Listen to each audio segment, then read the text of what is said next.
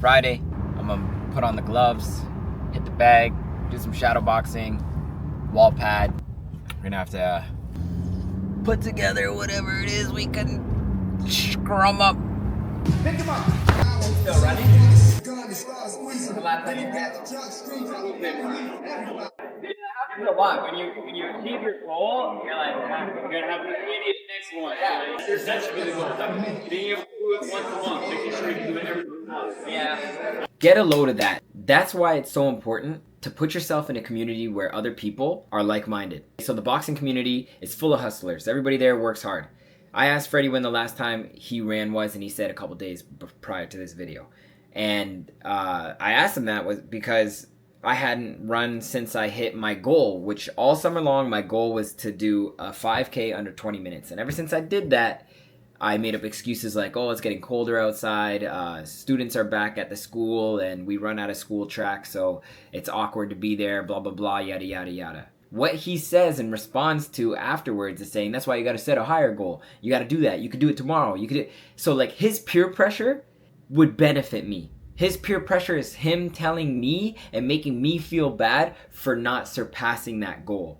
Meanwhile, if you hang out with people who don't have your best interests, they might peer pressure you to do other stuff. They're peer pressuring you to take another shot, to take another hit, stay out a little bit later, to go to the club, to party. When you have free time, other people tend to think that it's theirs. So imagine you have a free schedule and your significant other or your friends, they immediately think, oh, you have free time, come hang out. Like, what are you doing anyways? It's not like you have anything else better to do.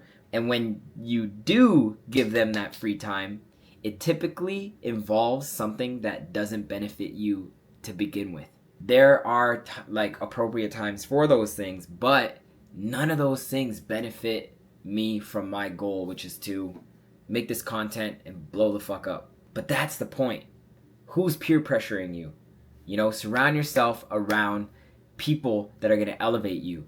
Because even butterflies know not to associate with caterpillars.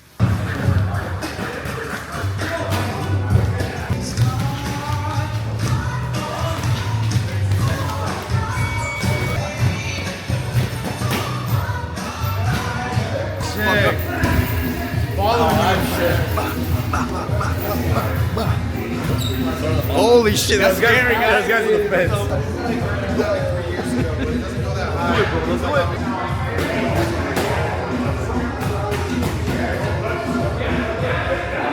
Cool, eh? Fucking nuts. New technology.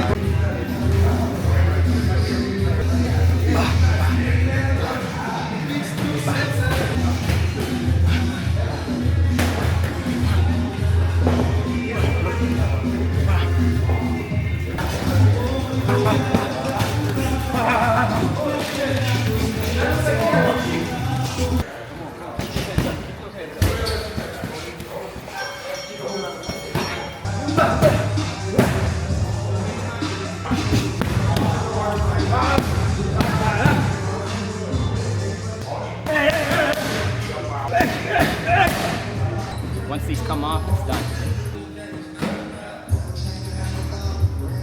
Despite all these systems that I've been showing you, it's not easy sticking to them, but I mean 1% a day, right?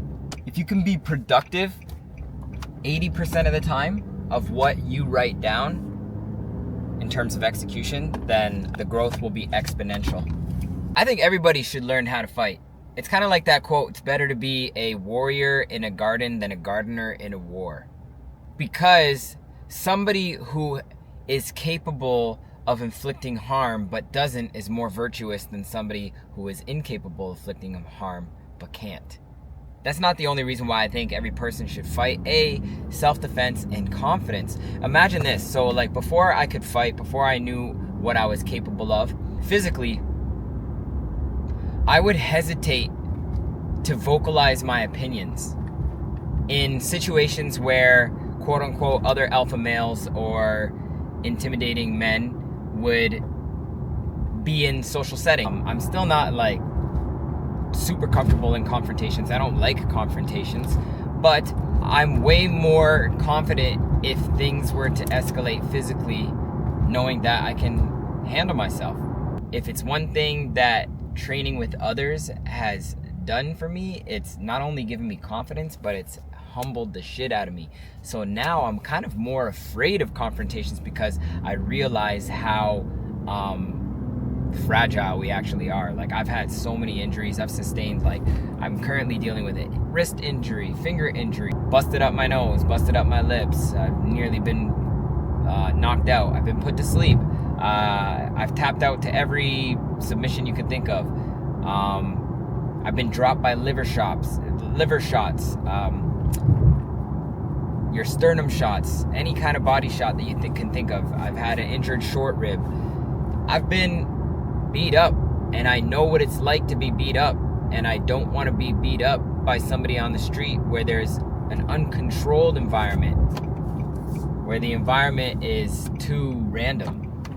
At least in the ring or on the mats, it's all a controlled environment. So I think everybody should learn how to fight, because A, you would gain more confidence in yourself, and B, you would actually get a nice slice of humble pie, especially for those motherfuckers out there that are those pieces of shit that need to be punched in the face.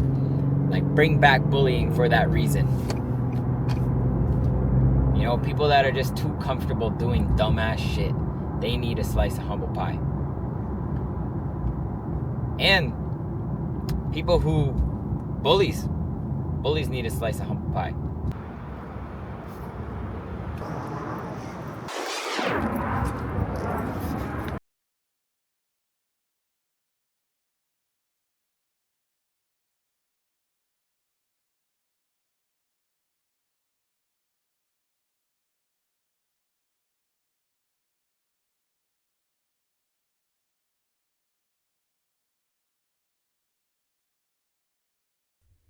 Okay, here we have it, another tutorial. I'm starting with a 1.5 guard on the side of my client's head, and I'm tilting outwards when I get to the top portion because I don't want to dig into the parietal ridge and ruin the shape. We're trying to do a straight shape.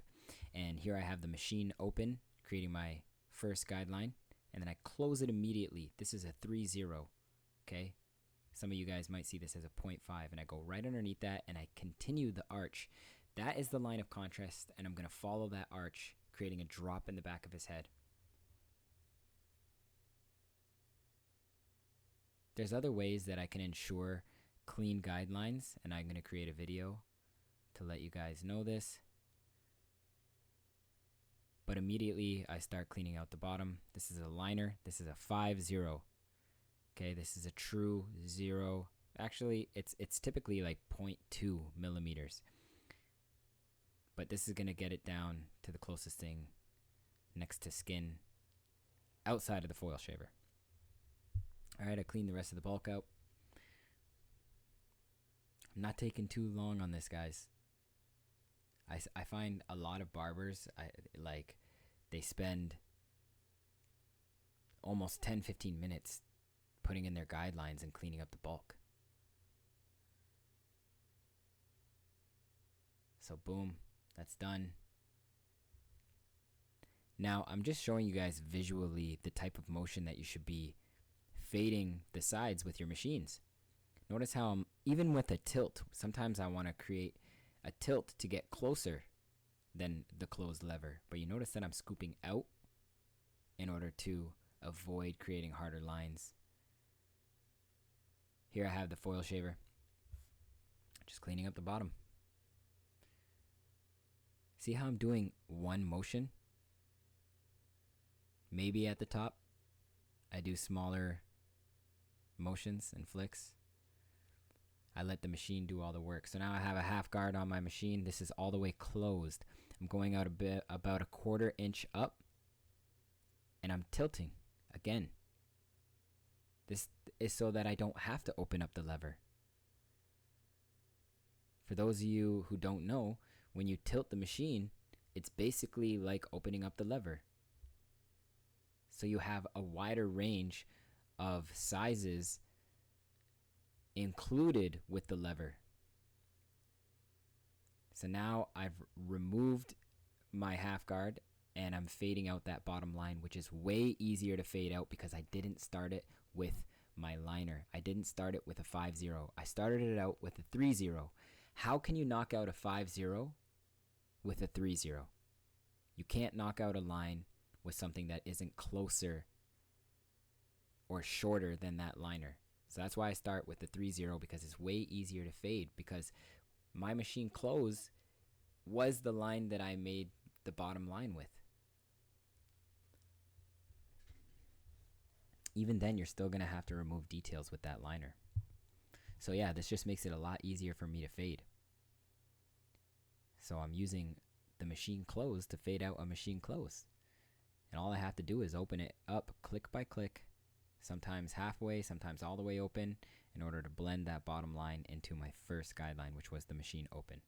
And I tend not to go higher than that machine open unless I have a very aggressive tilt on the blade and I'm working on minute details. So here I am with the liner, trying to really knock out that bottom line. So with that liner, when I was cleaning the bulk, I was fading outwards just right before the 3-0. So again, I was using the 5-0, which was my liner, and I was flicking out right before my machine close guideline, using the tilt to create a ramp to avoid any harsh lines. And now I'm just using the corner of it to detail any hard lines that didn't come out. So now I have the one guard on. This is the one guard all the way open. And now I'm going to detail that final dark line at the very top portion of the sides of his head. That ridge. Notice how my machine is tilted so that only the right side portion of the machine is being used. And we do this because we want to limit the surface area of the tool that is hitting his head. When we fade, we spot treat. We look for areas that are dense, and I'll do a video on this, because we want to spot treat the dense areas of hair while maintaining that line of contrast. And you're always going to go back and forth between your guards to detail. You need to step back and really take a look at the fade. This right here, you see that barber? This is called a barber comb or a taper comb. This is when you get more advanced. You see my thinning shears or texturizing shears? I'm really choosing the areas that I feel like are heavy. This requires like a visual skill. Okay, so now I'm just cutting the top, just doing point cuts. A lot of people say that point cutting is for added texture. In my opinion, what I use point cutting for is because when we're doing precision cutting, point cutting allows you to be a little bit less precise, and it allows for those guidelines to blend in a little bit better than if you were to just do a blunt cut. This will avoid that choppy look, or help avoid the choppy look. But as you can see, I'm sectioning his hair. I'm combing his hair horizontally, sideways, so that I can grab sections of his hair horizontally so that I don't disrupt the hair in front of it. These are stationary guidelines. I'm going bit by bit by bit. I'm not just grabbing everything from the front and over directing it to the back, because I want some form of precision cutting. And you know, if you're a beginner, you'll know that we either start in the middle to the left and then the right to the middle. It doesn't matter where you start. This is just, I mean, like the middle is a good starting point because that's where balance is going to be. I mean, it's going to be a lot harder for you to match the right side with the left side if you start off on the right side. So I'm creating a little bit of a round shape. I still want to keep that square shape so the angle isn't as aggressive. And as I get to the back, we're doing radial sections. If you don't know what a radial section is, it's like when you cut a pizza into those pie-like sections, those little triangles. When you get to the back, you want to do pie sections in the back all the way around.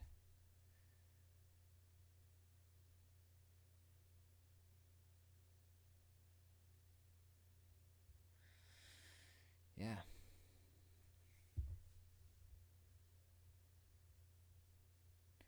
I'm just gonna blow dry his hair in the direction that his hair is going. We're taking the path of least resistance. This is pretty much how you want to work with a client's hair. You usually want to go in the direction that the natural growth patterns are. So here I'm using the comb to show you visually the shape of the bangs that I'm trying to create. And if you notice that I'm taking parallel sections, right here it's a little bit perpendicular, but you don't want to have too aggressive of an angle, and you really don't want to go too deep into the hairline or the perimeter of the hairline. The vertical sections, the parallel sections that are going with the grain, I can take deeper sections because we want to thin out those areas. Really practice your freehand. I find that freehand is going to save you time, and not only will it save time, but it allows you to really ensure that the sides of the head are flush, because the clipper over comb, like you just saw, won't necessarily get those fine details, especially on Asian hair, because it's almost like afro-like in the sense that it sticks out. It's so straight that it pops out on the sides. You can see every detail. And as somebody who's half Asian, one thing that I can't stand is when a barber doesn't get those little hairs that stick out. You get to see these more often in buzz cuts, right? People who get buzz cuts can see this a lot. And I just want to mention a little styling tip. When I style the hair with matte clay, for this style, I'm using matte clay on dry hair, but I don't want to necessarily get to the roots of his hair because I want the bed of the hair to be static. I want it all to be separated to create fullness. I only want to add product to the top. So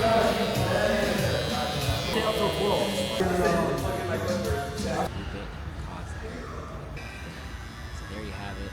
There's me finishing the rest of the cut. I almost restarted March now. Let's take a look at the fade. That's a 30-minute haircut for you. Let me know what you guys think. Wow.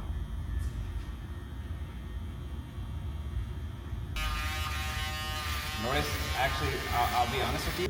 Like 1 day of recording, but you can get 6 video ideas out of it, or like Exactly. 6 different videos. Get a load of that shit.